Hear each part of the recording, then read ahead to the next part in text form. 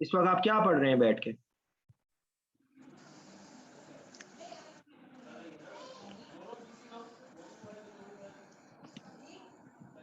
जी sir. आप क्या पढ़ रहे हैं इस वक्त? सर मैं अभी तो नमाज पढ़ के आया हूँ।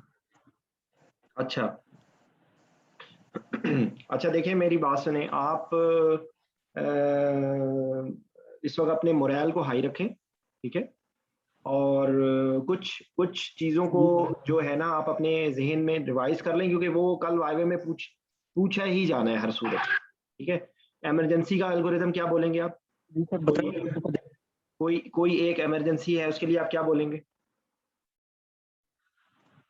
कोई एक इमरजेंसी क्रिटिकल इंसिडेंस हो गया है, फॉर एग्जांपल फैट एम्बोलिज्म हो गया, आपने क्या क्या आपने कहाँ से बात शुरू करनी होगी? जी sir. Sir call for help. Very good. और कॉल फॉर हेल्प एबीसी। नहीं, ये एबीसी तो नहीं बोलेंगे ना, एक्सप्लेन करेंगे ना हाँ उसको। मतलब वो आपको ऐसे बता रहा हूँ, कॉल फॉर हेल्प करने के बाद फिर पेशेंट के नहीं, इस एयरवे टाइम पे ब्रीथिंग आप, सर्कुलेशन। मैं आप चाह रहा हूँ कि आप अपने मुंह से उसी तरह बोलें कि समझे कि रियल टाइम में कल आपसे सवाल पूछा गया है, तो आप क्या बोलेंगे? सर सबसे पहले तो I will generate call for help and simultaneously will assist all the parameters of English में क्यों एयरवे बोल रहे ब्रीथिंग हैं? एंड एक सर्कुलेशन। सेकंड, एक सेकंड, एक सेकंड। इंग्लिश में आप शेकी होंगे, आप उर्दू में बोलें।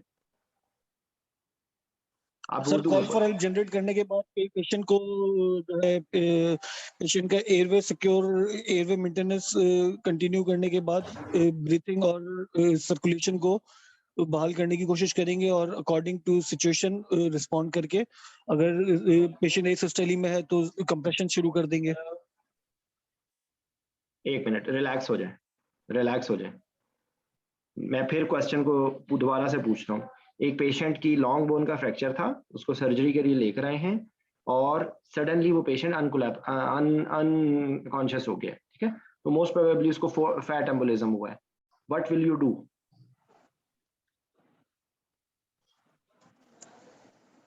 सर मैं सबसे पहले कॉल फॉर हेल्प एक्टिवेट करने के बाद पेशेंट नहीं, का ये airway call for secure help करूंगा। एक्टिवेट तो नहीं होती ना। देखिए, कॉल फॉर हेल्प एक्टिवेट तो नहीं होती ना। I call will for help immediately I will immediately generate call करूंगा, फॉर हेल्प। सर्जन को ऑनबोर्ड लूंगा, फैमिली को काउंसलिंग करवाऊंगा। नहीं, फैमिली को काउंसलिंग तो अभी ना यहाँ पे नहीं आएगी। Immediately my approach will be airway breathing circulation. I will make sure patient's airway is patent, patient is breathing. If patient is airway is not clear and patient is not breathing, I will make the definitive airway. I will apply the monitoring, and I will take the blood pressure. If blood pressure is not, or patient is in asystole, I will start CPR according to ACLS guideline. ठीक है? Sir check pulse का बोलना है या पूरा blood pressure reading का बताना है? देखिए, आपने ये मॉनिटर अटैच कर दिया ना, मॉनिटर अटैच कर दिया, और जी जी जी। आपने ये बोला कि my approach will be airway breathing circulation, ठीक है? My approach will be airway breathing circulation. I will make sure I will apply. Airway is patent, patient is breathing, and circulation is intact. If हाँ जी, not, then I will start resuscitation. CPR. और ये जुमला भी साथ बोल दें, evaluation, management and resuscitation will go side by side. Will go side by side. सही है। और उसमें आपको क्या नाम है इसका, अगर उसका patient is in severe hypotension और ब्रेडिकार्डिया, और तो I will accordingly respond. If there is bradycardia, I will go give atropine. If there is blood pressure is low, I will start fluid resuscitation and vasopressor or inotropes. ठीक है? Try to take arterial line to have a better control, better monitoring of the hemodynamics. ठीक है? सही। I will ठीक है sir. do 12 lead ECG and involve cardiology. ठीक है? तो ये किसी ना किसी इमरजेंसी के अंदर इस तरह का होगा. अच्छा, ये सही है, मतलब ये पूरे प्रेजेंटेशन एक कॉम्प्लेक्स इमरजेंसी सिनेरियो में यही फॉर्मेट रहेगा तकरीबन. आप तरतीब ले लें, आप क्या जी नाम है सर, इसका, ठीक है। अगर फैट एम्बोलिज्म है तो भी यही करना है, एमनियोटिक फ्लूइड एम्बोलिज्म है क्या करेंगे? तब भी यही सब करेंगे सर। तकरीबन मोर और लेस यही बातें हैं ना। जी सर। ठीक है, अगर आप ये सिर्फ बोल देंगे airway breathing circulation conscious level, आप रिस्पॉन्सिवनेस अप्लाई मॉनिटर और 12 लीड ईसीजी, और उसके बाद जो है आपने जो है वो क्या नाम है इसका, जनरलाइज अप्रोच होगी ना, आप उसमें फ्लूइड देंगे, आप उसके अंदर वेजोप्रेसर आइनोट्रोप देंगे, ठीक है, और उसके बाद further management will be according to the patient situation. ठीक है, सही है। तो अच्छा ये अनीस इरम, आप दोनों का पास हो गया है। सामी और समरा, आप लोगों का कल है एग्जाम? जी जी सर, सर, पास हो कल गए। है। अच्छा, ये अभी इमरजेंसी की बात की है। आप जो एक प्रेग्नेंट पेशेंट के सिनेरियो में क्या बोलेंगे आप? एक प्रेग्नेंट पेशेंट है for appendicectomy, pregnant patient 24 weeks, pregnant patient presented for laparoscopic appendicectomy. ठीक है, तो आप कैसे आंसर देना शुरू करेंगे?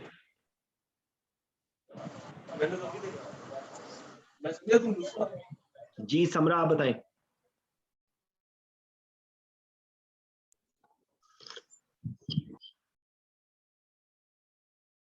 जी डॉक्टर समरा, आप बताइए।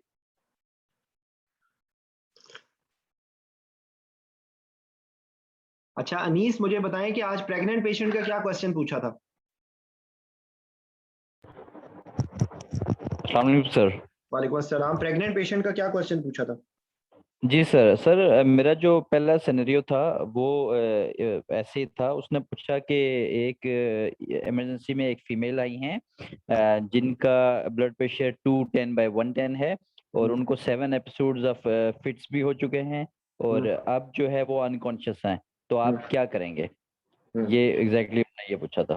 तो ये इसके अंदर इमरजेंसी की आपने मैनेजमेंट बताई होगी, जी call for sir, help, exactly. Airway breathing circulation, जी और सर, लेकिन सर अच्छा, थोड़ा सा सर ये एक चीज मैं ऐड करना चाहूंगा कि जो इस सिनेरियो में मुझसे गलती ये हुई कि मैंने पेपर पे नहीं लिखा था। ठीक हाँ है, तो देखें, वो ये हुआ कि पेपर पे कहा है ना मैं मैंने आप बोल लोगों को कि पेपर में बोले सर लिखें।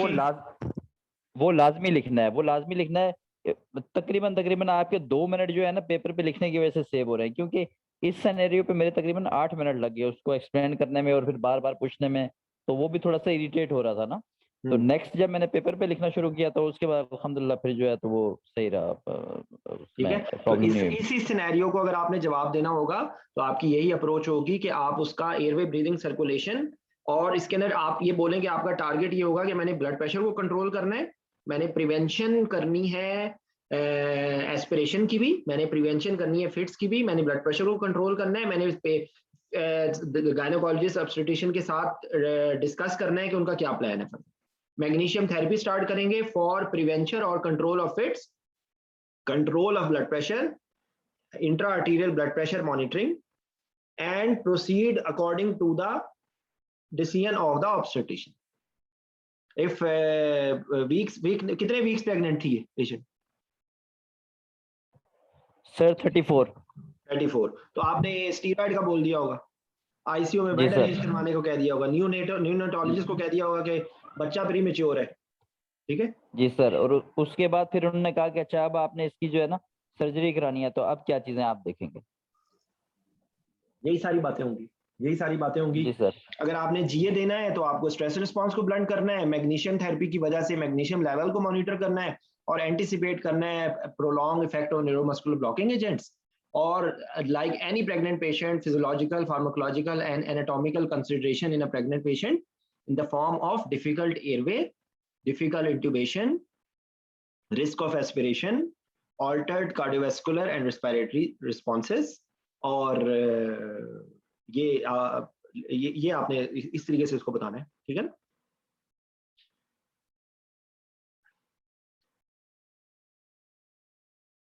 अच्छा, पीडियाट्रिक्स में से क्या पूछा था अनीस?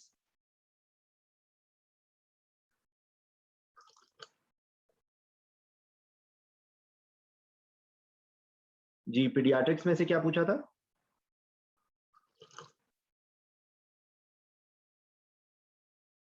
आवाज आ रही है आपको?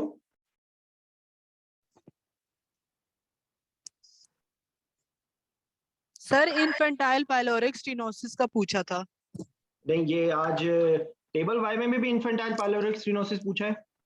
जी सर। अच्छा, तो आपने इस पेशेंट के आंसर में क्या बताया था आपने? सर उन्होंने वो सारा पूछा था कि कब आप कहेंगे कि ये सर्जरी के लिए फिट है, पहले वाला सारा वो लेवल्स भी उन्होंने पूछे थे, सारे इलेक्ट्रोलाइट्स के, डिहाइड्रेशन सारी, फ्लूइड कैसे मैनेज करेंगे आप इसका, और पहले और फिर यानी कि सारे सिम्टम्स सारा कुछ शुरू से एंड तक डेफिनेशन। हाइपोक्लोरिमिक, हाइपोनेट्रीमिक, जी हाइपोकैलिमिक, मेटाबॉलिक जी एल्कलोसिस विद पैराडॉक्सिकल एसिड्यूरिया। ठीक है। जी और सर। डिहाइड्रेशन जी के स्टेटस को आप करेक्ट करेंगे और उसको पहले स्ट्रेटिफाई करेंगे कि कितना है, उसको एवेल्युएट करेंगे, और उसके बाद जो है आप उसकी percentage of dehydration into 10 into wait, ऐसे ही है ना? जी सर। जी तो सर। ऐसे, तो उसके बाद आप उसकी उसको जो रिससिटेशन है वो आप नॉर्मल सलाइन से करेंगे, और जो जी उसकी जो मेंटेनेंस है वो आप उसकी जो है वो उसके अंदर आप हाइपोग्लाइसीमिया को भी करेक्ट करेंगे, अगर हाइपोग्लाइसीमिया हो सकता है पेशेंट में, तो आप उसका अलग से आप उसको डेक्सट्रोज दे सकते हैं। और उसके बाद उसकी क्लोराइड जब आना आना शुरू हो जाए, डिहाइड्रेशन उसकी करेक्ट हो जाए, उसके जो जी सर। हाइड्रेशन स्टेटस इंप्रूव कर जाए, आपने उसका NICU में बेड अरेंज करना है, और उसकी 4 क्वाड्रेंट आपने सक्शनिंग करनी है, रैपिड सीक्वेंस रिडक्शन करनी है, जो altered physiological, pharmacological and anatomical consideration in the form of cardiac fixed cardiac output, heart rate dependent, immature autonomic responses, difficult airway, and easy desaturation because of low FRC, increased volume of distribution requiring a high induction doses, and low maintenance doses because of impaired liver and kidneys. ये answer अगर आप अभी याद कर लें तो बच्चे के कोई भी क्वेश्चन होगा उसके अंदर यही आंसर होगा, ऐसे ही है।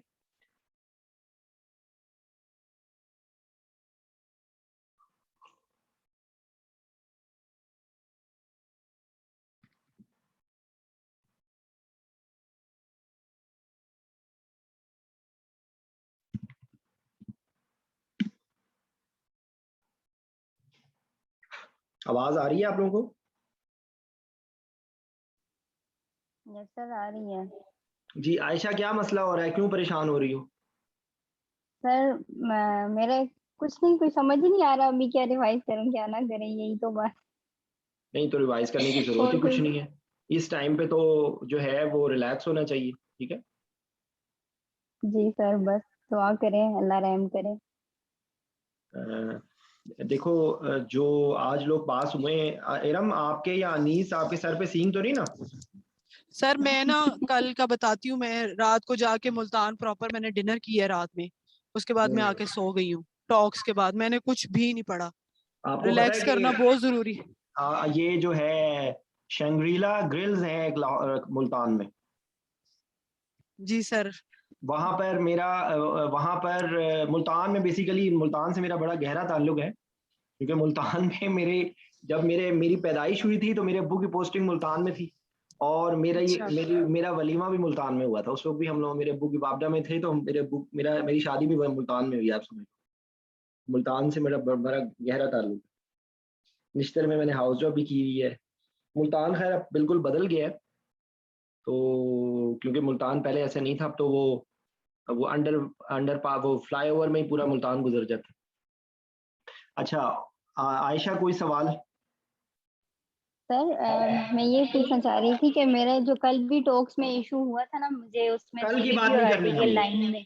कल की नहीं, मैं बातें ये हमने नहीं क्वेश्चन करनी। आगे पूछे सर, नहीं वो उसको नहीं करना डिस्कस। वो ये कि पूछना चाह रही हूँ कि कल के फिर टेबल वाइवा में भी ये वाली चीजें दोबारा हो सकती हैं क्वेश्चन? क्या? सर CVP से रिलेटेड वो सारा उन्होंने जो मुझसे पूछा था, वो सब क्या बिल्कुल पूछा? भूल गई थी। जीरो जीरो पॉइंटिंग और पता नहीं और क्या क्या नहीं नहीं, पूछा क्या था, ये मतलब, सारा कुछ मुझे। क्या पूछा था आर्टीरियल लाइन से? सर आर्टीरियल लाइन से तो डैम्पिंग का जो पूछा शुरू वाला वो तो मैंने बता दिया था, लेकिन डैम्पिंग का आगे जो आपसे मैंने जो पढ़ा हुआ था ओवर डैम्पिंग, और उसके अलावा एक और क्वेश्चन कर रहे थे डैम्पिंग से रिलेटेड, वो मुझे नहीं आ रहा था, मुझे समझ नहीं आई वो कि क्या उसको था, क्या क्या करना है। क्वेश्चन था वो? सर अभी सोचना पड़ेगा, भूल गई हूँ। क्रिटिकल डैम्पिंग तो नहीं था? नहीं, क्रिटिकल डैम्पिंग नहीं था। या सर डैम्पिंग को पता कैसे चलेगा कि डैम्पिंग हो रही है, या इस तरह से रिलेटेड कुछ क्वेश्चन था, देखिए मैं आपको याद एक बात नहीं है। बताता हूँ, अगर उसका एक कंपोनेंट एक क्वेश्चन मिस हुआ है ना तो उस बात पे आप फेल थोड़ी हो जाओगे। देखो नहीं 10 सर, उसकी टेंशन नहीं ले रही मैं अभी, ये सिर्फ मुझे है कि क्योंकि मेरे ये 2 इसमें थोड़ा-सा हुआ था, सीवीपी वाले में भी मैं 1-2 मेरे क्वेश्चंस ड्रॉप हुए थे, लेकिन बाकी जो स्टेशंस हैं वो अल्हम्दुलिल्लाह अच्छे हो गए थे। उस वजह से इतना परेशानी शुगर अभी तक तो वैसे नहीं हो रही, आगे कुछ कह नहीं देखो सकती। देखो मेरी बात सुनो, आपसे एक गायनी का क्वेश्चन पूछना है, अभी मैंने गायनी, अभी आपको मैं रिकॉर्डिंग भेज देता हूँ, एक दफा सुन लो दोबारा से, यही जी। यही लफ्ज बोलने हैं आपने गायनी के सिनेरियो में, या वो ब्लड प्रेशर सर ज्यादा होगा। जी जी जी। सर मुल्तान में जिन लोगों का टॉक्स हुआ है ना, आज एग्जामिनर ने बताया कि टॉक्स सबका पास है, इसलिए वो मुल्तान वाले टेंशन ना लें अच्छा, टॉक्स मैं की, मुल्तान से ही आगे हूँ, का शुक्र सोचें। है फिर तो। उन्होंने सर अच्छा सर एग्जामिनर ने हम बताया है कि टॉक अल्हम्दुलिल्लाह। हाँ, तो बहरहाल बहरहाल देखें मेरी बात सुने, एक वो आपसे गायनी का सिनेरियो पूछेंगे, उसके अंदर वही बातें आपने बोल देनी है, या ब्लड प्रेशर होगा, या हेमरेज होगा, या कोई जो है प्रेग्नेंट पेशेंट के अंदर कोई कंडीशन होगी, ठीक है, मैं अभी अभी बोल जी सर, ठीक है। ये और वाले सिनेरियोस तो आपने हमें बहुत अच्छे से करवाए हुए हैं, और हाँ जी, शुक्र है कि ये वाले काफी अच्छे से बोल लिए थे। हाँ ये जो दोबारा फिजिक्स रिलेटेड और वो मशीन रिलेटेड इस तरह के क्वेश्चंस भी पूछे गए हैं, या वो पूछे जाने एक के कल क्वेश्चन, भी चांसेस एक हैं? मैं एक उसमें क्वेश्चन, वीक हूँ। देखें एक क्वेश्चन पूछा जाएगा, टोक्स की तरह 4 स्टेशन थोड़ी होंगे, चार चार क्वेश्चन थोड़ी होंगे, एक क्वेश्चन होगा, तो आप एक क्वेश्चन की फिक्र ना करें। गायनी ऑप्स, पीडियाट्रिक्स, जी एल्डरली, ओबीज, ठीक है, ये आपके जी। सर स्ट्रॉन्ग होने चाहिए। जी, एंड टाइडल CO2 ड्रा कराया आज। एंड टाइडल CO2 ड्रॉ करवाया है। सर एंड अच्छा टाइडल ये CO2 ड्रा कराया, और थैलासीमिया में सर थोड़ा कर रहे थे, सेटिस्फाइड नहीं हो रहे थे। अच्छा, नहीं थैलेसीमिया के अंदर तो कोई चीज है ही नहीं, हीमोग्लोबिनोपैथी है, या अल्फा होती है या बीटा होती है। हीमो जो हीम चेन होती है ग्लोबिन, उसकी हीमोग्लोबिन की प्रॉब्लम होती है, और मल्टीपल उसको फ्रीक्वेंट ब्लड ट्रांसफ्यूजन की जरूरत पड़ती है। जब ब्लड ट्रांसफ्यूजन देते हैं जब भी, तो उसकी वजह से आयरन ओवरलोड होता है, लिवर की प्रॉब्लम होती है, हीमोसिड्रोसिस होता है, आयरन ओवरलोड होता है, थैलेमिक फेसिस होते हैं, डिफिकल्ट इंट्यूबेशन होती है, एरिथमियाज हो सकते हैं, लंग्स के अंदर लंग्स जो बोन में जाके डिपॉजिट ज्यादा हो जाते हैं, बोन पेन्स होती हैं, यही सारी चीजें हैं, ठीक है। अच्छा, ये मैं जल्दी से, ये अली ने लिखा है, मैं बता देता हूँ, फियोक्रोमोसाइटोमा का अगर क्वेश्चन आएगा तो आपने फियोक्रोमोसाइटोमा के ज़हन में रखना है कि ये एड्रीनल ट्यूमर है, जिसमें कैटेकोलामिन सिक्रीट होते हैं, अनडायग्नोज्ड, ये इंट्राऑपरेटिवली में भी आपको मिल सकता है, और डायग्नोज्ड केस फॉर एडिनोलेक्टमी भी हो सकता है। अगर अनडायग्नोज्ड है तो उसके अंदर तो रैप जो किसी भी हाइपरटेंसिव क्राइसिस की मैनेजमेंट है वो आपने करनी है, आर्टीरियल लाइन डाल लेनी है, वेजोडाइलेटर देना है, बीटा ब्लॉकर देना है, और आपने उसको मॉनिटर करना है, ठीक है। अगर एंटिसिपेटेड है और इलेक्टिव केस है तो उसके अंदर पहले आपको अल्फा ब्लॉकर देना होता है। अल्फा ब्लॉकर उस वक्त कहेंगे कि अल्फा ब्लॉकेड हो गई है जब उसको नेजल कंजेशन होगी, और साथ उसके जो है उसको पोस्टरल हाइपोटेंशन होगी, फिर आप उसको बीटा ब्लॉकेट करेंगे, एरिथमियाज ना हो, हार्ट रेट उसका लोअर साइड पे आ जाए, ठीक है, तो तब आप कहेंगे कि पेशेंट प्रिपेयर हो गया। प्रिपेयर्ड पेशेंट के अंदर भी आपने सेंट्रल लाइन लेनी है, आर्टीरियल लाइन लेनी है, अगर कार्डिक आउटपुट मॉनिटर हो तो वो होगा, आपने वेजो डायलेटर्स आइनो और वेजो प्रेसर दोनों सेपरेट लाइंस पे आपने सीवीपी के अटैच करके रखने, क्योंकि आपको दोनों चीजें आ सकती हैं, ठीक है। उसके बाद इस पेशेंट के अंदर आपको इंट्राऑपरेटिवली स्टीरॉइड को भी देने की जरूरत पड़ेगी, आपको रिमूवल के बाद आपको सडन उसमें हाइपोग्लाइसीमिया भी हो सकता है, ये बातें इंपॉर्टेंट है। रेप इसमें ब्लीडिंग भी हो सकती है, इसके अंदर सर्ज ऑफ ब्लड प्रेशर हो सकता है, स्ट्रेस रिस्पॉन्स बहुत ज्यादा आएगा, आईसीयू के अंदर आपने बेड अरेंज करना है, ठीक है। तो ये सारी बातें आपके दिमाग में होनी चाहिए। अब आप इनको थोड़ा सा तरतीब देके आप इनको बता देंगे। प्री ऑपरेटिवली आपने इसकी ऑप्टिमाइजेशन करनी होगी, इन्वेस्टिगेशन करनी होगी कि इसको डायग्नोज कैसे करते हैं, यूरिनरी कैटेकुलर मीन्स होती है, जो ये उसकी डायग्नोसिस है, एमआरआई और सीटी स्कैन भी होता है, लेकिन आपके लिए जो ज्यादा इंपॉर्टेंट है कि उसकी वजह से कोई फेलियर में ना हो, क्योंकि जब भी कैटेकोलामीन ज्यादा होंगे तो उसकी वजह से फेलियर हो सकता है। ठीक है। अच्छा अनीस, जिन जो लोग अगर आप जाना चाहते हो आप इंजॉय करो, ये आप लोगों के इंजॉय करने का टाइम है, ठीक है। और अगर कोई बात शेयर करना चाहते हो या इन लोगों को मैसेज देना चाहते हो तो दे के यू कैन लीव, क्योंकि वाइवे की प्रिपरेशन के दरमियान में तो कभी आपकी शक्ल नहीं देखी, ना ही आपकी आवाज़ सुनी, तो आज कम से कम आपने अपनी आवाज़ सुना दी है, बहुत मेहरबानी आपकी, ठीक है। तो ये बात है। अच्छा तो ये जो मैं आपको बता रहा हूँ, उसके बाद ये कि या ये लेप्रोस्कोपिक होता है या ये ओपन होता है, तो अगर ओपन होगा तो लेप्रोटमी की सारी कंसिडरेशंस आ जाएंगी, अगर उस पेशेंट के अंदर और कोई कोमॉर्बिडिटी है तो वो चीज़ें आ जाएंगी, इसके साथ कोई दूसरी न्यूरो एंडोक्राइन ट्यूमर्स भी हो सकते हैं, तो ये सारी इसकी बातें हैं, ठीक है। पोस्ट ऑफ आपको आईसीयू में रखना होगा, पोस्ट ऑपरेटिव सडन हाइपरटेंशन भी हो सकती है और हाइपोटेंशन भी हो सकती है, तो आपको वेज़ोप्रेसर्स की भी जरूरत पड़ेगी, ठीक है।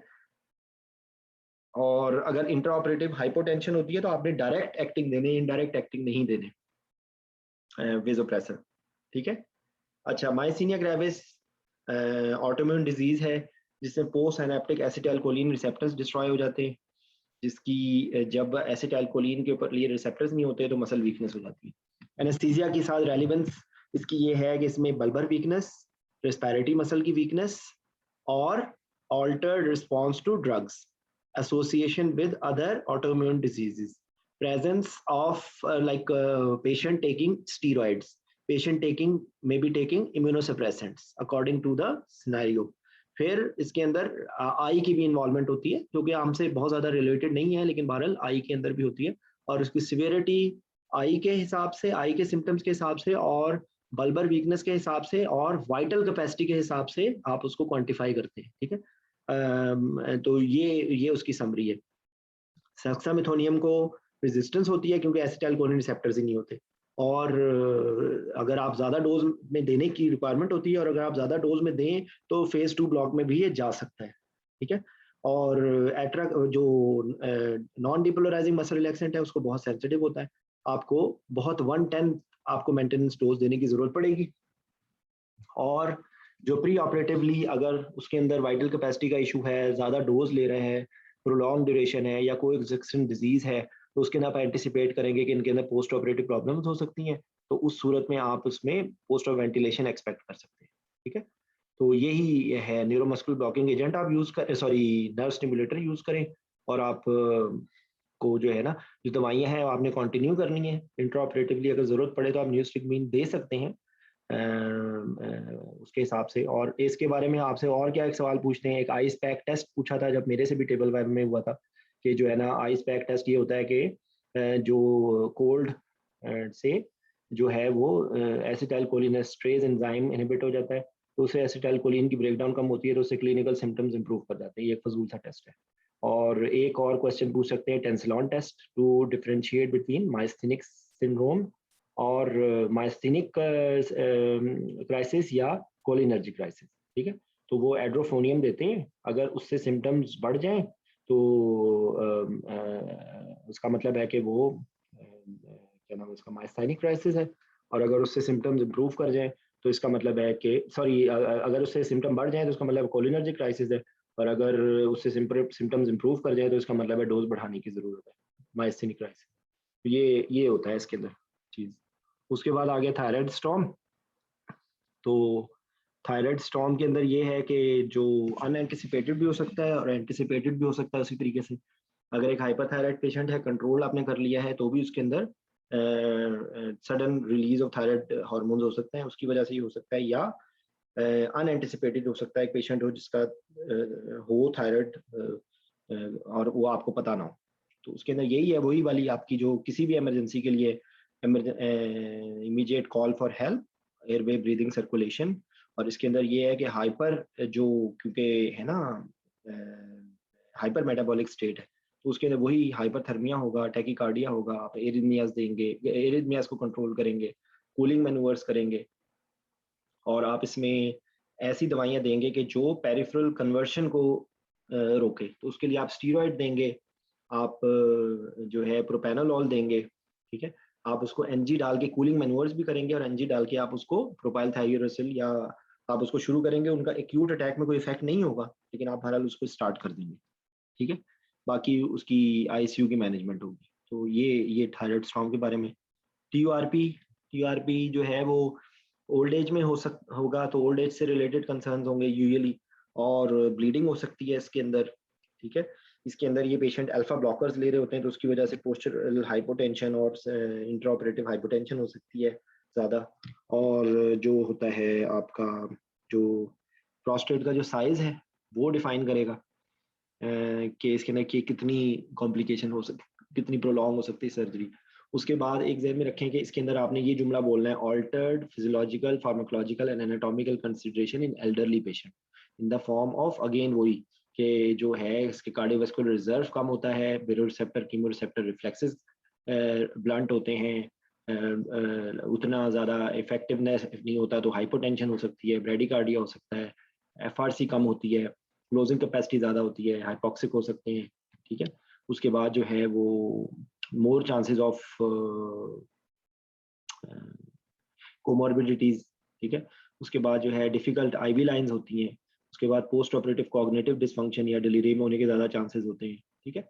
और पोजीशनिंग रिलेटेड प्रॉब्लम हो सकती है, ऑस्टियोआर्थराइटिस की वजह से, जॉइंट्स की प्रॉब्लम हो सकती है, उसकी वजह से पोजीशन रिलेटेड प्रॉब्लम्स हो सकती है। तो ये सारी चीज़ें होती हैं। फिर उसके अंदर जो ये आप सारी बातें कर रहे हैं पेशेंट रिलेटेड, तो प्रोसीजर रिलेटेड ये है कि लिथोटमी है, तो लिथोटमी से related concern, position related problems हो सकती है, नर्व इंजरी हो सकती है, और जॉइंट डिसलोकेशंस हो सकती हैं, फ्रैक्चर हो सकता है, ठीक है।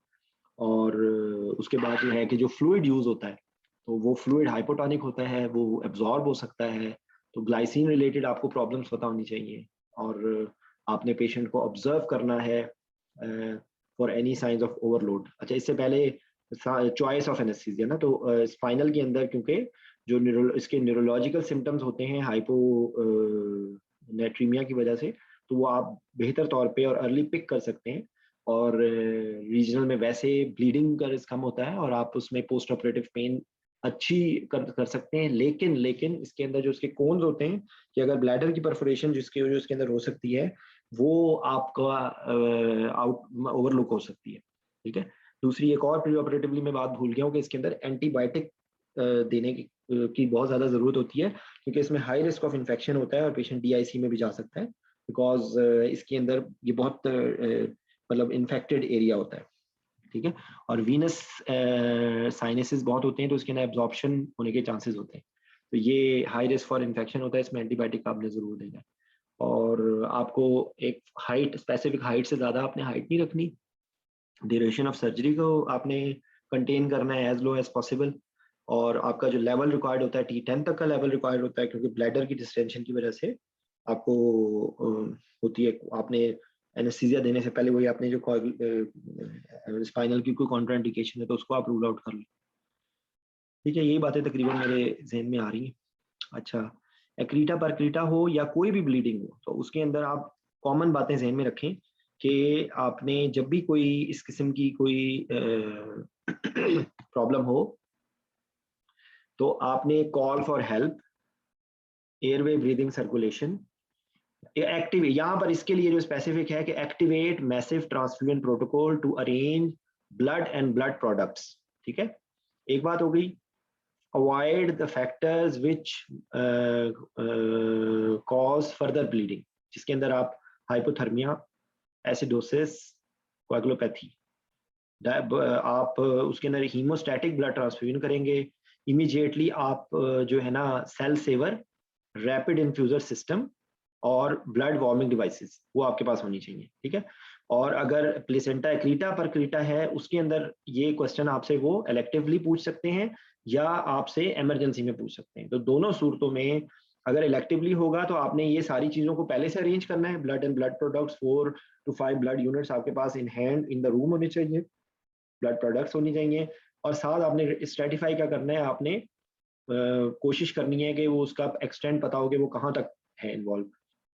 उसमें आपको urology, general surgeon, interventional radiologist, even interventional radiologist जो है, अगर सिस्टम ऐसा लॉजिस्टिक्स आपके पास अवेलेबल है तो वो प्री ऑपरेटिवली उसके अंदर बैलून डाल रख सकता है, ताकि अगर ब्लीडिंग ज़्यादा हो तो वो उसको इन्फ्लेट करके उसको एम्बुलाइज कर दें, यानी कि उस इंटरनल आइलिक वेसल्स को आप ब्लॉक कर सकते हैं, ठीक है।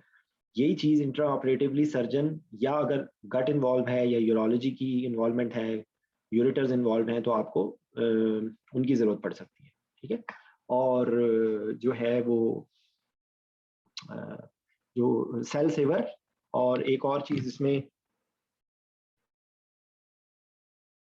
ज़हन में रखें कि आपने जो है वो ऐसे फैक्टर्स अवॉइड करने हैं जो यूट्राइन रिलैक्सेशन करें, ठीक है। तो उस टाइम पे आप ये कह सकते हैं कि भाई उस वक्त आप उसको इनहेलेशन एजेंट को आप मिनिमम मैक पे ले आएंगे, या इवन अगर आप को फिर भी ब्लीडिंग हो रही है तो आप सस्पेक्ट कर रहे हैं, तो आप उसको बंद करके आप उसको उस वक्त कैटामिन मिडाजोलैम दे सकते हैं, क्योंकि अवेयरनेस के चांसेस होंगे, लेकिन at that time you have to avoid the factors which can cause uterine relaxation.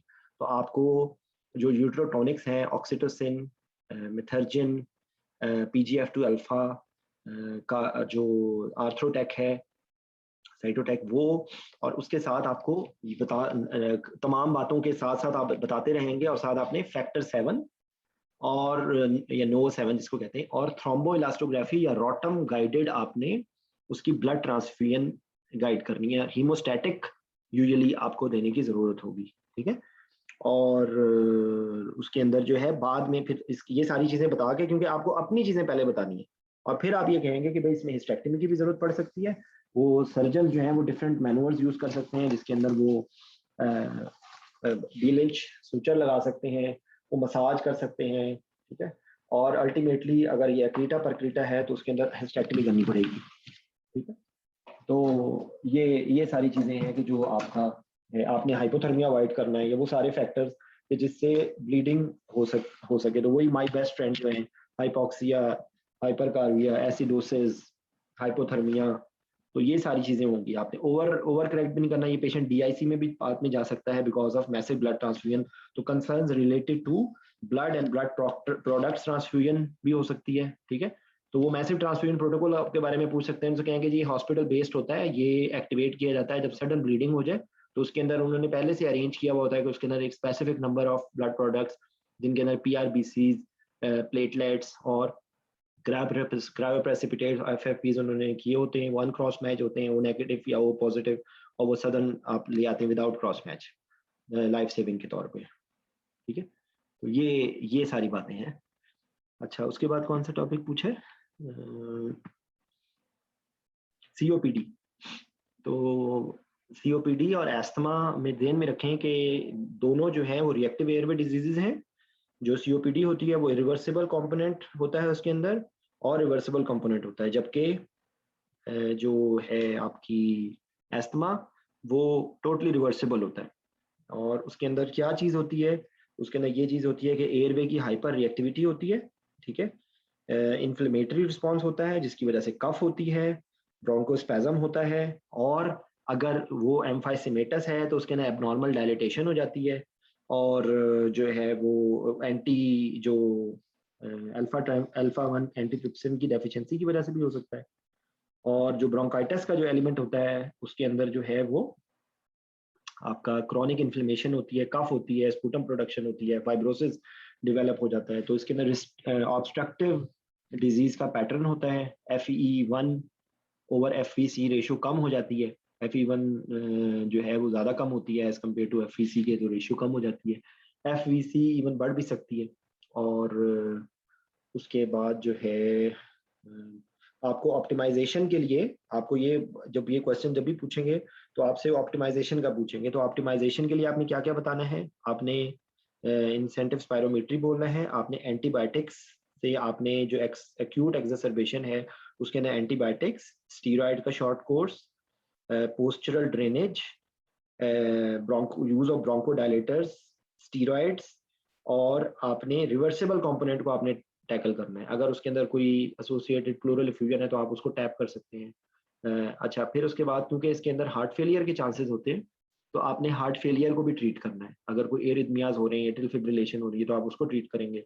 अगर हार्ट फेलियर हो रहा है तो डायूरेटिक्स की या ACE इनहिबिटर्स की आपको जरूरत है तो आप उसको अकॉर्डिंगली करेंगे। तो treat cardiac failure, treat bronchospasm, treat acute infection, और फिजियोथेरेपी, और इंसेंटिव स्पायरोमेट्री, और पोस्चरल ड्रेनेज। ये आपका COPD का रेफरेंस है। और इंट्राऑपरेटिवली जो है वो आप अगर ऐसी सर्जरी के जो स्पाइनल रीजनल में हो सकती है तो भी उसके अंदर भी आपने जहन में रखना है कि आपने एंटिसिपेट करना है कि ये पेशेंट जो है इसको रिस्पायरेटरी प्रॉब्लम हो सकती है, ठीक है।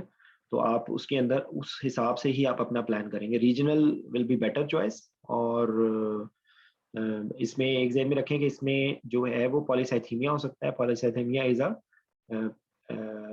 Risk factor for embolism.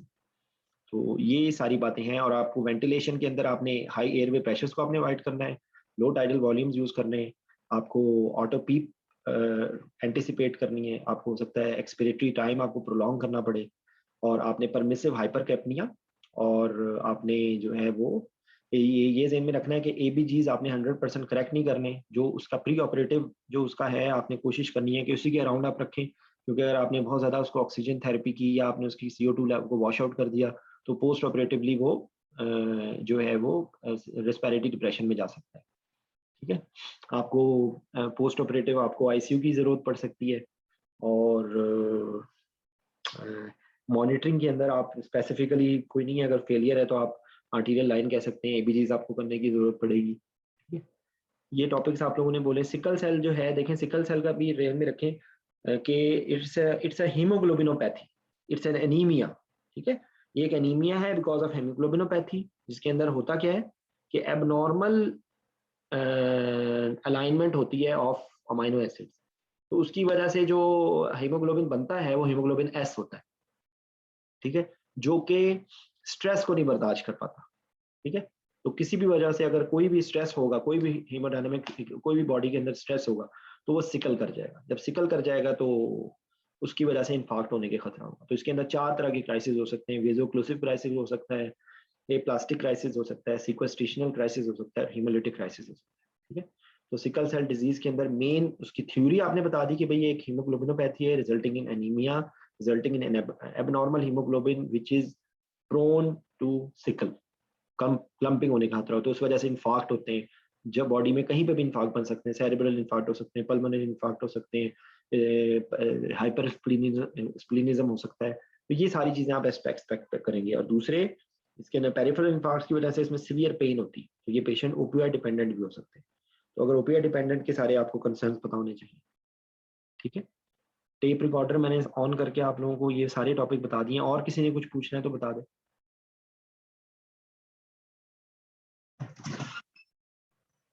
आवाज आ रही है?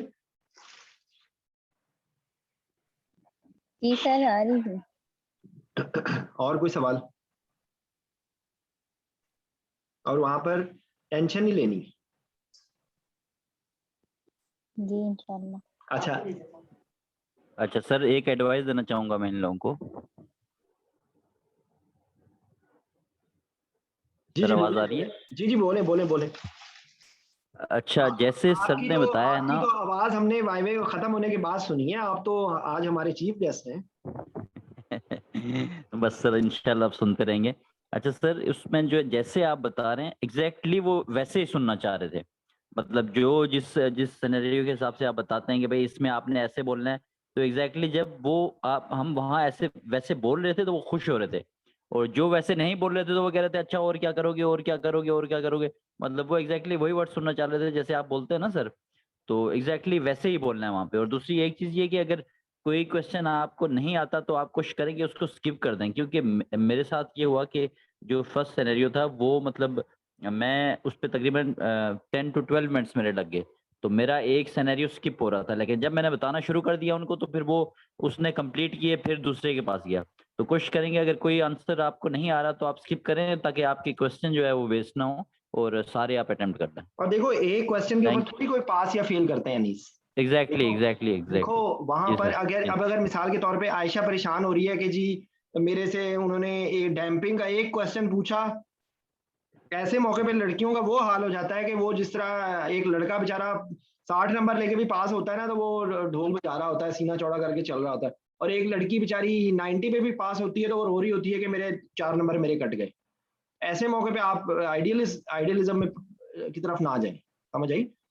अच्छा, एक्यूट रीनल इंजरी। देखिए एक्यूट रीनल इंजरी जो होती है ना, उसके कुछ पीरी रीनल कॉजेज होते हैं, कुछ रीनल कॉजेज होते हैं और कुछ पोस्ट रीनल कॉजेज होते हैं, ठीक है। तो उसके अंदर प्री रीनल के अंदर कोई हाइपोवोलीमिया हो गया, हाइपोपरफ्यूजन हो गई, कोई एनसेड्स हैं, कोई ऐसी चीज, वो प्री रीनल भी कर सकते हैं और रीनल भी कर सकते हैं। एंटीबायोटिक्स हैं, तो वो बेसिकली ये कोई रिस्क फैक्टर्स होते हैं। डायबिटीज का पेशेंट है या क्रॉनिक जो एनसेड्स ले रहे हैं पेशेंट, वो एक रिस्क पे होता है। तो उसके अंदर कोई भी चीज जरा सी भी आती है तो वो रीनल फेलियर में जा सकते हैं, ठीक है। रीनल कॉजेज जो हैं वो कोई ग्लोमेरुलोनेफ्राइटिस होता है या कोई इनहेरेंट कोई डिजीज होती है, एक्यूज इंटरस्टिशियल नेफ्राइटिस होता है, ठीक है। और जो पोस्ट रीनल होते हैं यूजुअली वो ऑब्स्ट्रक्टिव यूरोपैथी होती है, ऑब्स्ट्रक्शन की वजह से, ऊपर बैक प्रेशर की वजह से किडनीज डैमेज हो जाते हैं। तो अल्टीमेटली क्या होता है, यूरिया, क्रेटिनिन और जो टॉक्सिक मेटाबोलाइट्स हैं वो जो है वो बढ़ जाते हैं, ठीक है। एक मैं फुकॉल बोलना भूल गया हूँ, मायोग्लोबिन रैप्डोमाइलाइसिस, ठीक है, जो ट्रॉमा के पेशेंट्स में होता है वो रैप्डोमाइलाइसिस होता है। कुछ ड्रग्स होती हैं जो नेफ्रोटॉक्सिक होती हैं, ठीक है। तो उनकी वजह से इफेक्ट क्या होगा कि एक तो यूरेमिया में जा सकता है पेशेंट, जो किडनी से जो जो चीजें एक्सक्रीट होनी है वो बढ़ सकती हैं, इलेक्ट्रोलाइट इम्बैलेंस हो सकता है, ड्रग्स की टॉक्सिसिटी हो सकती है। अगर ऐसी दवाइयां हैं कि जो किडनीज को डैमेज नहीं कर रही या किडनीज का उनसे कोई ताल्लुक नहीं है, लेकिन क्योंकि यूरिन आउटपुट नहीं हो रहा, फेलियर में चला गया है, यूरिन नहीं बन रहा, तो इस वजह से उनकी टॉक्सिसिटी हो सकती है, इलेक्ट्रोलाइट इम्बैलेंस हो सकता है, हाइपरकैलेमिया हो जाएगा, हाइपरमैग्नीसीमिया हो जाएगा, हाइपोकैल्स, मतलब लाइक ये इलेक्ट्रोलाइट इम्बैलेंस हो सकता है, ठीक है।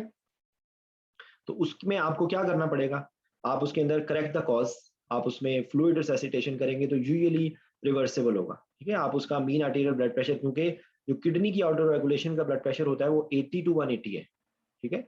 यानी कि रिलेटिवली इसीलिए हाइपोक्सिया की वजह से ब्रेन चाहे बच जाए, लेकिन अगर हाइपोवोलीमिया और बहुत ज्यादा हेमरेज हो तो किडनी एक्यूट रीनल फेलियर में चला जाता है पेशेंट, ठीक है। लेकिन वो रिवर्सिबल होता है, आप उसकी फ्लूइड रिससिटेशन करें, आप ब्लड प्रेशर को मेंटेन करें तो वो रिवर्स हो जाएगा, ठीक है। ये नहीं होता तो उसके बाद आप कुछ ऐसे जो ऐसी सर्जरीज हैं जिनके अंदर रीनल फेलियर हो सकता है, ठीक है, जैसे स्पाइन सर्जरी है, जैसे एनोरिज्म की सर्जरी है, जिसके अंदर क्लैंपिंग और क्रॉस क्लैंपिंग का होता है चक्कर, ठीक है, या कोई भी ऐसी सर्जरी जिसमें मैसिव ब्लड लॉस हो तो उसके अंदर एक्यूट रीनल फेलियर हो सकता है। और आप उसको क्वांटिफाई कैसे करते हैं, राइफल स्कोर के जरिए, ठीक है। Risk, injury, failure, loss end stage according to, अगर आपको भूल भी जाता है तो according to urea, creatinine, GFR, उसकी बेस पे आप उसको स्ट्रेटिफाई, आप उसके हिसाब से आप उसकी सिवियरिटी को कहते हैं, ठीक है। और कितना ड्यूरेशन हो गया है उस बेस पे आप उसको किसी एक जगह पे होगा कि ये रीनल रिस्क पे है, या इंजरी हो गई है, या फेलियर हो गया, या लॉस हो गया, या एंड स्टेज हो गया, ठीक है। समझ आ गया?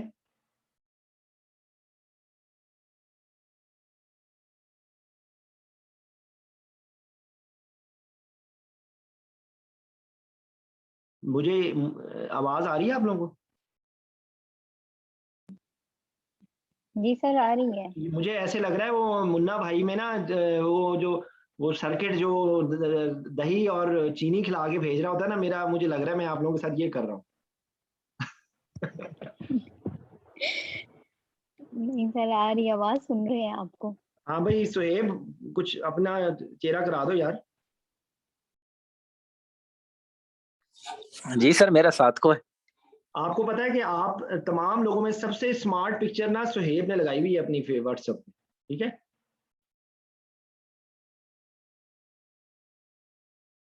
और ये सुहेब वसीम कौन है, आज ये भी बता दो यार, ये वसीम का भी मसला हल कर दो। क्या तुम्हारे सर बेटे? वो मेरा फोन, मैंने आपको बताया था ना मेरा फोन खराब हो गया था, ये मैंने वसीम साहब से लिया था फोन, तो मैंने अपना नाम चेंज किया हुआ है, लेकिन वो हमेशा जब भी डालो वसीम ही आता है, पता नहीं क्या ये चक्कर वसीम है। साहब कौन है, कौन भाई, हमें तो सस्पेंस है। सर ये डॉक्टर वसीम है, उनसे मैंने फोन खरीदा है ना, ये दूसरा वाला मेरा खराब हो गया था। अच्छा अच्छा अच्छा अच्छा, चलो मेरे ख्याल उन्होंने पक्का कर दिया ताकि जो है ना वो जाके भी ये उनका ही रहे।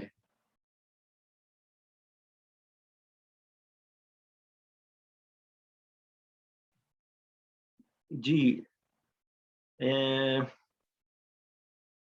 अच्छा, ये जो है ईसीटी, देखिए इलेक्ट्रोकन्वल्सिव थेरेपी होती है, ठीक है। इसके अंदर देखें आप ये ध्यान में रखें कि ये वो पेशेंट्स होते हैं जो डिप्रेशन के होते हैं, जो रिपीटेड जो है वो हो सकता है कि इनके रिपीटेड सेशंस होते हैं, एंटी डिप्रेसेंट्स या एंटी साइकोटिक्स पे पेशेंट्स हो सकते हैं जिनकी एनेस्थीसिया कोरिलेशन होती है। कि उनकी वजह से क्यूट इंटरवल प्रोलॉन्ग हो सकता है, उनकी वजह से हीमोडायनामिक हो सकता है, क्योंकि ये जो जितनी भी दवाइयाँ होती हैं ये क्या नाम है उसका, कैटेकोलामीन्स को बढ़ा रही होती है। तो जो भी वो भी चीज़ें कि जो कैटेकोलामीन्स को बढ़ाती हैं उनकी वजह से इंट्राऑपरेटिवली हाइपरटेंसिव क्राइसिस हो सकता है। ठीक है, तो आपने ऐसी दवाइयाँ कि जो कैटेकोलामीन्स रिलीज करती हैं, या ऐसे वेजोप्रेसर्स के जो कैटेकोलामीन्स रिलीज करा के इनडायरेक्टली एक्ट करते हैं, जैसे कि एफिड्रीन है, या ऐसी दवाइयाँ कि जो टैकीकार्डिया करती हैं, वो आपने अवॉइड करनी है। तो इनकी एग्जांपल क्या है, आपने एफिड्रीन यूज नहीं करनी है, आपने केटामिन यूज नहीं करनी, आपने जो है वो ये ट्रामाडोल यूज नहीं करनी, पैथिडीन यूज नहीं करनी, पैनक्रोनिन यूज नहीं करनी। और आप हिस्टामिन रिलीजिंग दवाइयों से भी टैकीकार्डिया होता है तो वो भी आप अवॉइड कर सकते हैं, लेकिन ज्यादा इंपॉर्टेंट ये।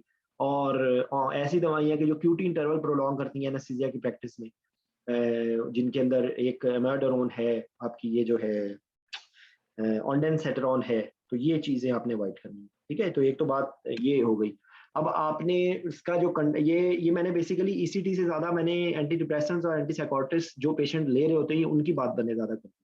जब ईसीटी करनी है तो आप ये चीजें एक्सपेक्ट कर सकते हैं, क्योंकि आपको वहां पर इसके अंदर सिंपैथेटिक और ऑटोनॉम और पैरासिम्पैथेटिक दोनों रिस्पॉन्सेज आती हैं। ठीक है, और इसके अंदर क्या क्या प्रॉब्लम्स हो सकती हैं कि जब इसके अंदर, क्योंकि थेराप्यूटिकली सीजर को इंड्यूस कराते हैं। ठीक है, तो जब सीजर को इंड्यूस कराएंगे तो उसकी वजह से टंग बाइट हो सकता है, जॉइंट की डिसलोकेशन हो सकती है, फ्रैक्चर्स हो सकते हैं, और एयरवे कोलैप्स हो सकता है।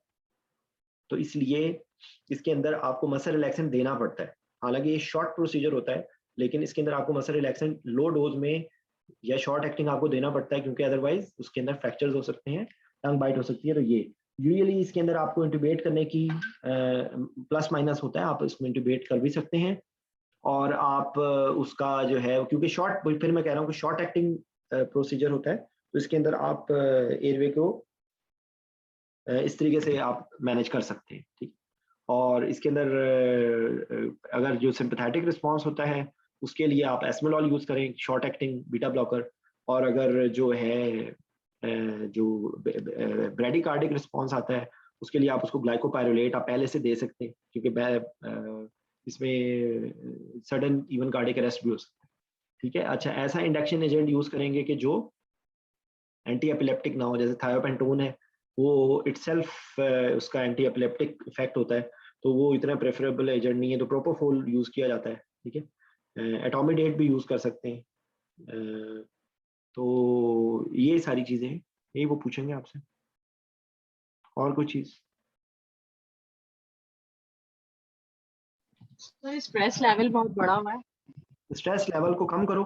ठीक है, ठंडा पानी पियो, और टॉम एंड जेरी के कार्टून देखो, पिंक पैंथर के कार्टून देखो, मजाक नहीं कर रहा, सीरियसली। और खुदा के लिए जल्दी सो जाए। ये जो है ना, जाग जाग के रत जग्गा करके जब वहां जाएंगे ना, तो वहां पर ऐसे ही लगेगा कि जो है वो किसी के सर पे चोट लगी हुई है। ठीक है, तो इसलिए नींद जरूर पूरी करें। अगर जरूरत पड़े तो आप जो है वो जो है ना, तो एंजोलिटिक ले लें, शॉर्ट एक्टिंग, लेक्सोटिनिल खा लें, हाँ, आधी गोली। और जितनी जो बीवियां हैं वो अपने हस्बैंड से लड़के अपना उनका सर खा सकती हैं, आज इजाजत होगी उनको। ठीक है,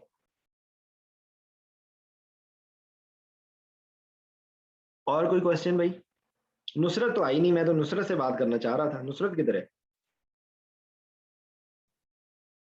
सर वो पढ़ रही है। पढ़ रही है, बस वो पढ़ती रहेगी, पढ़ पढ़ के ना पागल हो जाएगी। ठीक है, उसको फोन करके कह दो कि तसल्ली रखे, ठंडा रखे। अच्छा देखें, ये मेरा इस वक्त बात करने का आप लोगों को सिर्फ मकसद ये था कि देखें परेशान ना हो। ये बहुत सारे लोग आज पास हो गए, वो अपना एक्सपीरियंस भी आपको कुछ बता रहे हैं। जस्ट रिलैक्स, चिल करें, परेशान ना हो। एक क्वेश्चन की बेस पे फेल नहीं होता, एक क्वेश्चन की बेस पे जो है आप अपने आप को साइन ऑफ ना कर दें। लिखें जरूर, देखें जैसे अनीस ने बताया है कि वहाँ शॉर्ट हैंड में वो नोट करते जाएं, जो वो डाटा दे रहे हैं, लंबी कहानियां नहीं, पूरा लव लेटर नहीं लिख लेना वहाँ पे, सिर्फ शॉर्ट हैंड में, ताकि आप रिकॉल कर सकें। और एक साइकोलॉजिकल इसका इफेक्ट ये होगा कि आप जो लिखेंगे तो उस टाइम पे चंद सेकंड्स में आपका ब्रेन एक्टिवेट हो जाएगा। ठीक है, और एनेस्थीसिया की जो प्लानिंग के रेफरेंस से चीजें हैं वो आपसे ना भी पूछे तो भी आप बताते जाएं tape recorder. Optimisation, referral, risk stratification, आप सोचें कि कार्डिक रिस्क फैक्टर्स कौन से हैं, रीनल रिस्क फैक्टर कौन से हैं, पल्मोनरी रिस्क फैक्टर्स कौन से हैं, पीओएनवी के रिस्क फैक्टर्स कौन से हैं, एस्पिरेशन के रिस्क फैक्टर्स कौन से हैं, कोई स्पेशल आपको लॉजिस्टिक्स की जरूरत तो नहीं है, कोई आपने सर्जन के साथ क्या क्या डिस्कशन करनी है, ये सारी चीजें इंपॉर्टेंट होंगी। या पोस्ट ऑपरेटिवली आईसीयू एचडीयू की जरूरत तो नहीं है, ये प्री ऑपरेटिवली बताना है, आखिर में नहीं बताना कि इसको आईसीयू में भेजेंगे, पहले बताना है, ठीक है। उसके बाद प्री ऑपरेटिव एंजियोलिसिस की जरूरत है या नहीं, एसिड प्रोफाइलैक्सिस की जरूरत है या नहीं। उसके बाद आपने इसको कंटिन्यू करनी है दवाइयाँ, एक्सेप्ट लॉन्ग एक्टिंग ओरल हाइपोग्लाइसेमिक्स आप बंद कर देंगे, और आप जो है बाकी तकरीबन सारी दवाइयाँ आपने करनी है। जो एंटी हाइपरटेंसिव्स हैं, अगर वो मल्टीपल एंटी हाइपरटेंसिव्स पे है तो आप एसी इनहिबिटर को बंद करवा सकते हैं, वो डिपेंड करता है। अगर आप बंद नहीं करवाएंगे तो आप एंटिसिपेट करेंगे कि इसके अंदर हाइपोटेंशन हो सकती है। भाई ये इतने आंसर आपने देने, ठीक है। उसके बाद आपने मॉनिटरिंग के बारे में सोचना है पहले ही कि इसके अंदर कोई स्पेसिफिक मॉनिटरिंग की जरूरत तो नहीं है। कोई आपने अगर रीजनल ब्लॉक लगाना है तो आप उससे पेशेंट से प्री ऑपरेटिवली कंसेंट लेंगे, ठीक है। तो ये सारी चीजें आपने बता दी, और उसके बाद फिर आपने हर स्टेप को ज़हन में रखना है। Monitoring, induction, muscle relaxation, induction agent, analgesia, multimodal analgesia, multimodal analgesia में paracetamol, NSAIDs, lidocaine, ketamine, dexmedetomidine, local wound infiltration, epidural या स्पाइनल, या कोई भी पेरिफेरल नर्व ब्लॉक या कोई कंपार्टमेंट ब्लॉक, वूंड कैथेटर, या अगर आपने पेरिफेरल नर्व कैथेटर, आपने ज़हन में रखना है इनमें से कुछ ना कुछ बातें किसी में कुछ बोलनी होंगी, किसी में कुछ बोलनी होंगी। ओपियाइड, सॉरी ओपियाइड मिस कर गया हूँ। Opioids short acting, long acting according to the scenario, ठीक है। तो ये सारी रखें। Elderly patient, paediatric patient, pregnant patient, ये आप इसकी जो लव्स हैं उनकी प्रैक्टिस कर लें 4, 5, 6, 7 दफ़ा बोल के, जिसके अंदर एक 30 सेकेंड्स के जुमले में या 1 मिनट के जुमले में आपके सारे कंसर्न्स आप उसको एक्सप्लेन कर दें विद मैनेजमेंट, यानी कि वो जुमला ऐसा हो आपका कि जो डिफॉल्ट टेप रिकॉर्डर की तरफ ऑन हो जाए, ठीक है। और कोई भी सर्जरी, कोई भी सिनेरियो आपको देंगे तो उसमें एक पेशेंट रिलेटेड चीजें होंगी। अगर वो जो बातें हैं, ये जो अगर प्रेग्नेंट पेशेंट है तो वो पेशेंट रिलेटेड बात आ गई, जो उसकी कोमॉर्बिडिटीज हैं वो पेशेंट रिलेटेड बात आ गई, उसकी कोई पर्सनल हैबिट्स हैं या कोई इसको पेशेंट रिलेटेड चीजें हैं वो अलग हो गई। उसके बाद दूसरी चीज होगी सर्जरी रिलेटेड। तो सर्जरी रिलेटेड में आपने सर्जन से बात करनी है, आपने देखना है कि हाई रिस्क सर्जरी है, ब्लीडिंग का रिस्क है, कोई स्पेसिफिक प्रोसीजर की कोई ऐसी हाईलाइट है उसके अंदर, उसने इंसिजन कहाँ तक देनी है, उसका ड्यूरेशन कितना होना है, ठीक है। और ये सारी चीजें आपने सर्जरी के रेफरेंस से आपने लिखी, उसका क्या प्लान है, क्या वो किस तरीके से, तो आपने हर क्वेश्चन के अंदर surgery related concerns, patient related concern, ये 2 चीजें हो गई। तीसरी जो चीज होगी वो होगी उसकी डिजीज पैथोलॉजी, कि अगर डिजीज पैथोलॉजी है तो आपने हर सिस्टम पे, मेजर सिस्टम है उस पर इफेक्ट देखें कि मेजर सिस्टम पे क्या इफेक्ट है, और usually respiratory system, cardiac system, airway की मैनेजमेंट पे इफेक्ट, ठीक है, और कोई रीजनल एनेस्थीसिया के ऊपर इफेक्ट, तो ये आपने अपने दिमाग में रखना है। बाकी होने को रिनल भी हो सकता है, मेटाबॉलिक भी हो सकता है, लिवर पे भी हो सकता है, हेमेटोलॉजिकल भी हो सकता है, तो आपने अपने दिमाग को ओपन रखना है। यही 5, 6, 7 सिस्टम है, न्यूरोलॉजिकल हो सकता है, तो कोई भी बीमारी है उसको आप ये भूल जाए कि वो क्या चीज है, ये सोचें कि उसका आपके ऊपर, आपकी एनेस्थीसिया की मैनेजमेंट पे क्या इफेक्ट है। किसी में 1 होगा, किसी में 2 होगा, किसी में 3 होगा, किसी में कोई भी नहीं होगा। तो आपने उस डिजीज की बात को अटेंड करना है, एक उसकी डिजीज की पैथोलॉजी क्या है, वो असल बीमारी। दूसरी बात ये कि उसका, जैसे मैंने आपको बताया कि उसका सिस्टमिक इफेक्ट क्या है, और एनेस्थीसिया की मैनेजमेंट के स्टेप्स को सोचें, हर स्टेप को सोचें।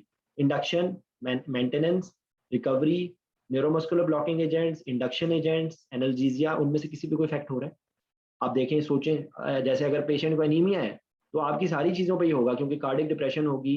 अगर आप ऐसा एनाल्जेसिया नहीं देंगे उसको तो टैकीकार्डिया होगा, टैकीकार्डिया होगा तो एनीमिया की वजह से और ज़्यादा वो पेशेंट कंपनसेटेड होगा, हार्ट पे कार्डिक आउटपुट ज़्यादा होगा, तो इनहेलेशन रिडक्शन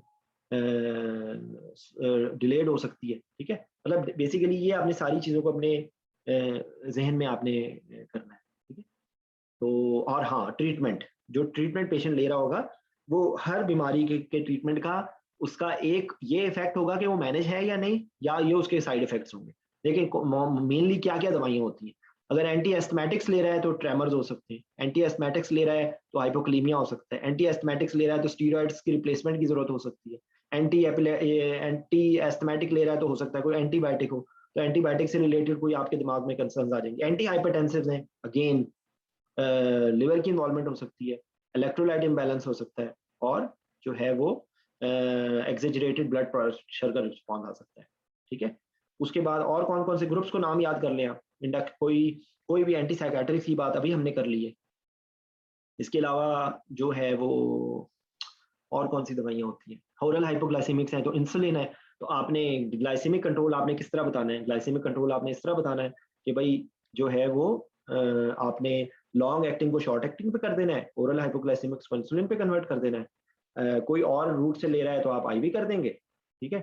और आप उसको क्या नाम है उसका, मॉर्निंग डोज जो है वो आप उसकी स्किप करेंगे, ब्लड शुगर उसकी चेक करेंगे, अगर उसकी ब्लड शुगर 10 से कम है तो आप उसको स्किप कर देंगे, और 10 से ज्यादा तो हाफ डोज देंगे, ठीक है। Inter operatively 1 hour, half hourly to 1 hourly आप ब्लड शुगर को चेक करेंगे। इंसुलिन आप इन्फ्यूजन भी चला सकते हैं, और आप इंसुलिन आईवी बोलसेस भी दे सकते हैं according to blood sugar divided by 150, उतना बोलस का आप या तो रेट चला दें 1 यूनिट पर आवर। फ्रीक्वेंट आप ब्लड शुगर चेक करेंगे, टारगेट आपका होगा 150 टू 180, ठीक है, 120 टू 180 कर देंगे, मतलब ये लेस देन 180 आपने रखना है और मोर देन 100 रखना है, ठीक है। अब ये विंडो पीरियड में आप बता दें कि टाइट ग्लाइसेमिक कंट्रोल से हाइपोग्लाइसीमिया होने के ज्यादा चांसेस होते हैं, तो इसलिए हम ऐसी विंडो पीरियड में रखते हैं, क्योंकि hypoglycaemia is a serious consequence as compare to hyperglycaemia, ठीक है। और इसी तरीके से जो जुमले हैं प्रेग्नेंट पेशेंट का भी मैंने अभी बोल दिया, ये 1 घंटे की बात गुफ्तगू में। पीडियाट्रिक पेशेंट की भी बारे में बात कर ली है, एल्डरली पेशेंट के बारे में भी बात कर ली है। ओबेसिटी के ज़हन में रख लें कि ओबेसिटी में जब भी कोई पेशेंट ओबीज होगा तो उस पेशेंट में प्रोन हो सकता है ओएस से। ये नहीं है कि हर ओबीज पेशेंट के अंदर ओएस से है, तो ओबेसिटी वाले पेशेंट में आप स्टॉप बैंक क्राइटेरिया का नाम बोलेंगे, उसके हिसाब से देखेंगे कि भाई इसके अंदर कितने और ज्यादा रिस्क फैक्टर्स, अगर उनमें से कुछ फैक्टर्स हैं तो उसमें आप अगर 3 से ज्यादा 4 से ज्यादा फैक्टर्स हैं तो अब आपने उसका स्लीप स्टडीज करवानी है, तो स्लीप स्टडीज के हिसाब से उसका माइल्ड मॉडरेट या सीवियर ओएससी होगा, तो ओबेसिटी से रिलेटेड ये चीज होगी, ठीक है। और उसके अंदर सिस्टेमिक इफेक्ट्स क्या हो सकते हैं कि डिफिकल्ट आईवी लाइंस हो सकती हैं, डिप्रेस हो सकता है पेशेंट, हो सकता है कि कोई उसका ओबेसिटी से रिलेटेड पहले कोई प्रोसीजर हो चुका हो, वो कोई ट्रीटमेंट ले रहा हो, उसको बैलून डला हुआ हो, या उसकी लैप स्लीव गैस्ट्रेक्टमी हो चुकी हो, ये बातें हो सकती हैं। डोजेज की कैलकुलेशन का इशू होता है कि आपने यूजुअली लीन बॉडी, अगर आपको कुछ भी भूल जाए तो आपने ये ज़हन में रखना है कि लीन बॉडी वेट से आपने देनी है, टोटल बॉडी वेट से नहीं देनी, ठीक है। तो तकरीबन सारी दवाइयाँ जो है अगर आपको भूल जाता है तो lean body weight will be a better answer as compare to total body weight, ठीक है। और जो ओपियाइड्स को सेंसिटिव होंगे, ऐसी दवाइयाँ कि जिनका मेटाबॉलिज्म ज़्यादा है, वो आप अवॉइड करें। डेस्फ्लोरेन will be a better choice. Short acting opioids आप यूज करें, मॉर्फिन आप अवॉइड करें, क्योंकि अगर इन पेशेंट में स्पेशली अगर ओएस से है, ठीक है। बाकी आपकी एयरवे से रिलेटेड प्रॉब्लम्स हो सकती हैं, आप डिफिकल्ट इंट्यूबेशन सस्पेक्ट करेंगे, रैम्प पोजीशन यूज करें। वो अगर आपको कोई भी डाउट है तो आप उसके अंदर अवेक फाइबर ऑप्टिक का नाम ले लें, ठीक है। और जो है वो ज्यादा चांसेस होंगे metabolic problems like diabetes, hypertension, ठीक है। तो वो आपने बता देनी, रिस्क ऑफ थ्रोम्बो एम्बोलिज्म होगा ज्यादा ओबीज पेशेंट्स के अंदर, ठीक है। आपको मॉनिटरिंग की प्रॉब्लम होगी, आर्टीरियल ब्लड प्रेशर आप प्रेफरेबली आप आर्टीरियल लाइन ले लें, क्योंकि जो नॉन इन्वेसिव ब्लड प्रेशर होगा उसके बीपी कफ्स की वजह से आपको आइडियल नहीं आ सकता, तो it is better if you take arterial blood pressure, ठीक है।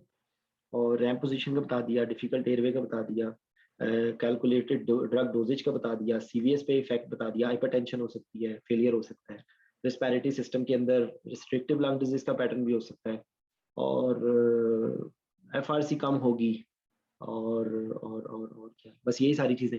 अच्छा, हाइपरटेंसिव पेशेंट के लिए जुमला याद कराया है आपको, प्लीज फिर बोल रहा हूँ, hypertension with its and microvascular and macrovascular complication in the form of the causing any end organ damage, ठीक है, in the form of retinopathy, nephropathy, CVA, peripheral vascular disease, ischemic heart disease, hypertension, and जो है ना, क्या नाम है उसका, ये जो हार्ट फेलियर, ठीक है, तो आपने उसको रूल आउट करना होगा any neurological symptom in the form of TIA or stroke or weakness, nephropathy in the form of proteinuria or any urinary symptom, or retinopathy in the form of any visual problems, or cardiac problem in the form of any failure, any signs of failure or ischemia in the form, आपने कैसे उसको देखना होगा, New York heart association classification of heart failure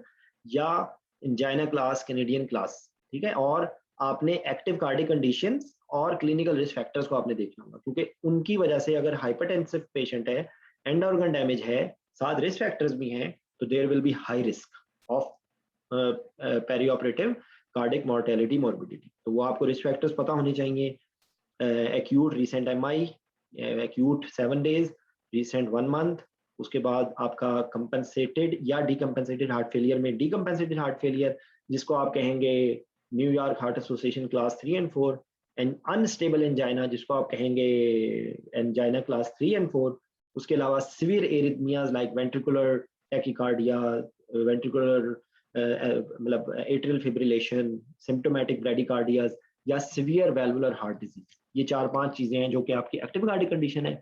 clinical risk factor में एक step नीचे आ जाएंगे आप, उसके अंदर एक्यूट रीसेंट एमआई था, यहाँ पर ओल्ड एमआई होगा, वहाँ पर एंजाइना क्लास 3 and 4 थी, यहाँ पे angina class stable angina class 1 और 2 है, यहाँ पे ओल्ड एमआई होगा, साथ 3 एक्स्ट्रा चीजें होंगी, insulin dependent diabetes mellitus, history of CVA या renal failure with creatinine more than 2, ठीक है।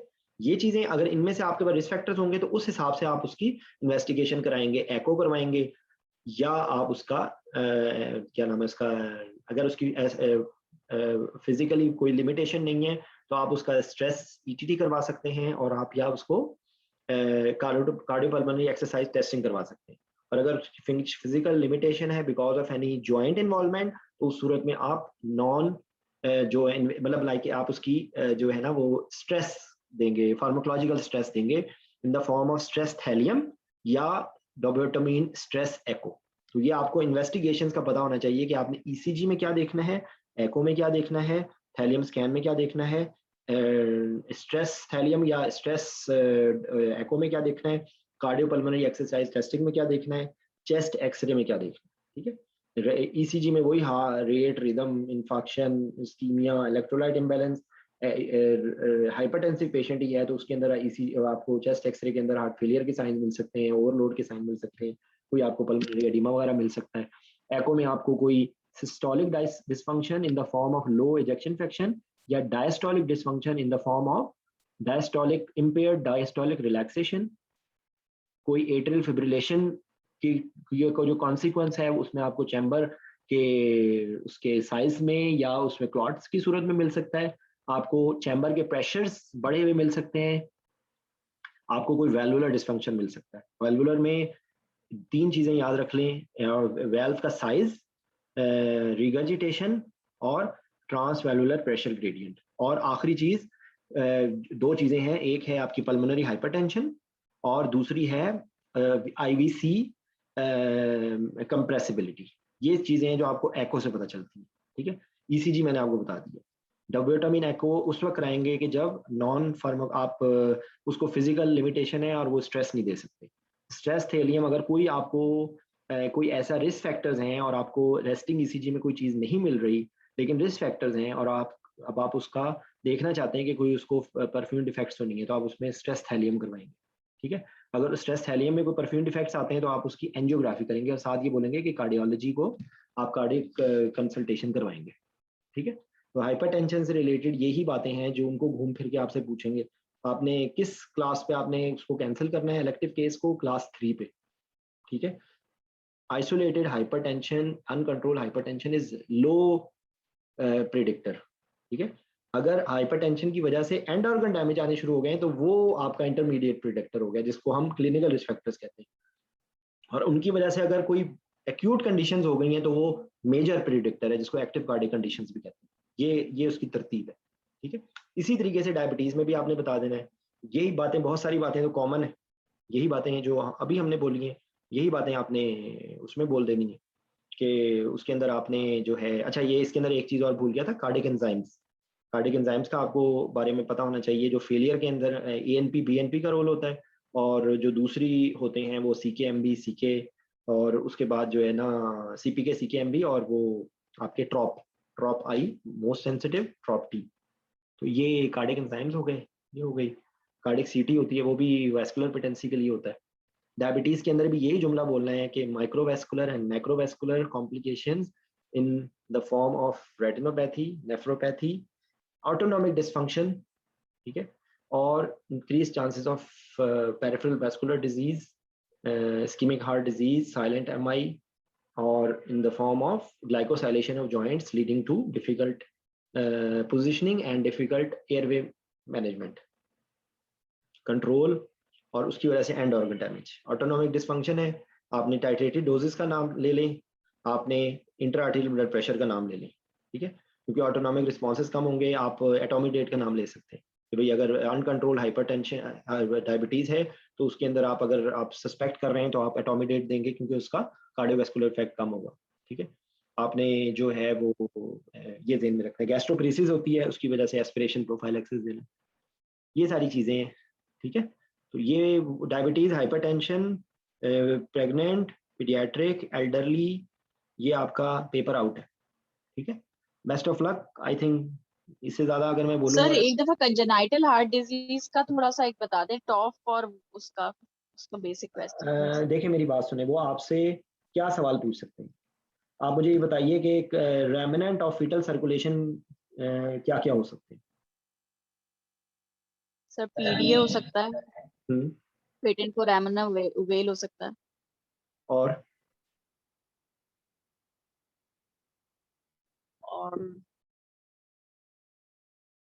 देखो सर और एक सेकंड, इस तरह रट्टा मारने की जरूरत नहीं है। कहाँ कहाँ पे लड़ाइयाँ हो सकती हैं, या एट्रिया के दरमियान में लड़ाई हो सकती है, या वेंट्रिकल्स के दरमियान।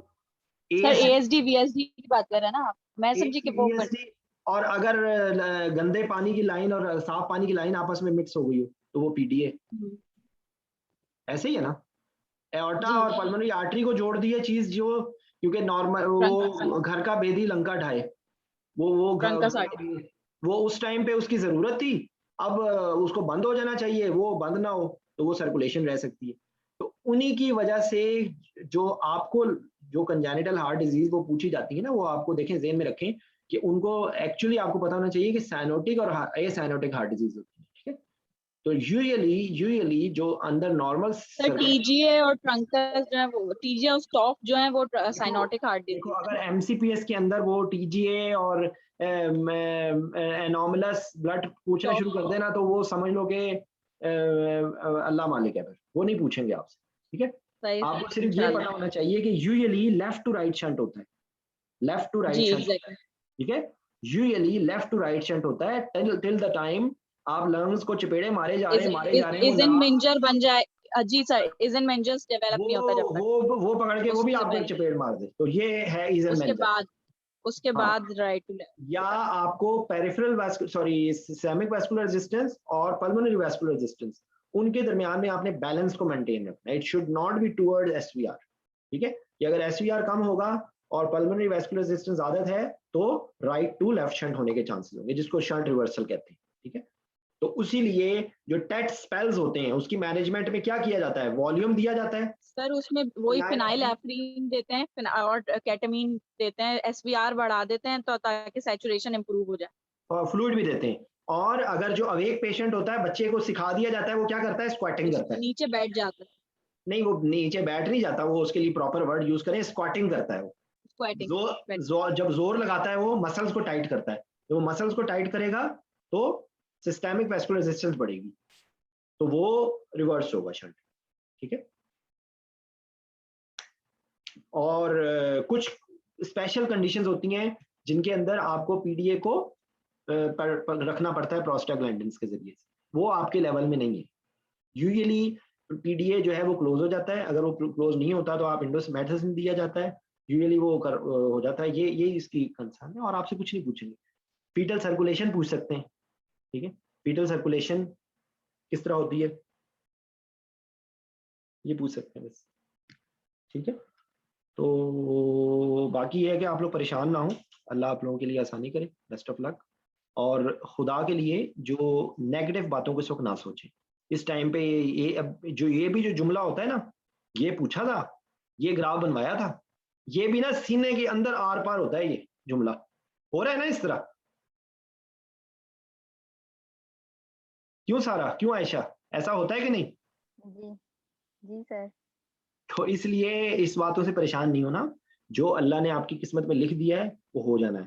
ठीक है, आपने वेल ड्रेस होके जाना है, अच्छा तैयार होके जाना है, साफ सुथरे जाना है, कॉन्फिडेंट रहना है, आंखों में आंखें डाल के बात करनी है, बिल्कुल मरे हुए जो है ना वो डाचियों की तरह नहीं बैठ जाना, कॉन्फिडेंट होके बैठना है, आई कांटेक्ट रखना है।